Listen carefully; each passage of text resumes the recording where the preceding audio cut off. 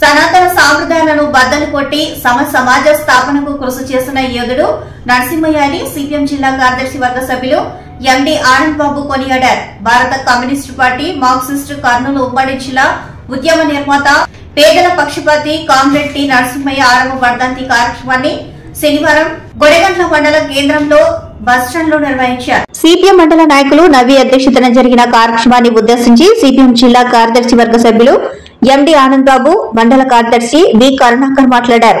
ఈ సందర్భంగా వారు మాట్లాడుతూ తాను సనాతన బ్రాహ్మణ కుటుంబంలో పుట్టిన సనాతన సాంప్రదాయాలను బద్దలు కొట్టి సమాజ స్థాపనకు కృషి చేసిన యోధుడు నరసింహయ్య అని కొనియాడారు.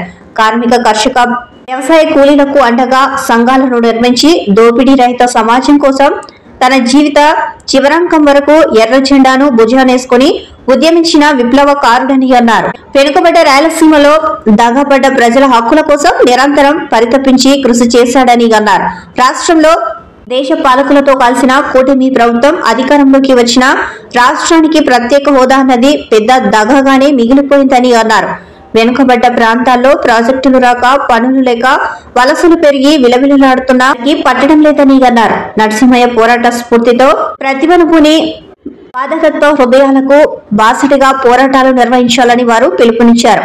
ఈ కార్యక్రమంలో సిపిఎం ప్రజా సంఘాల నాయకులు మునప్ప, బతుకన్న, స్వామి, కృష్ణ, నరసింహులు, బంగారాజు, వీరేష్, ఓంకార్, చిన్నకేశవులు తదితరులు పాల్గొన్నారు.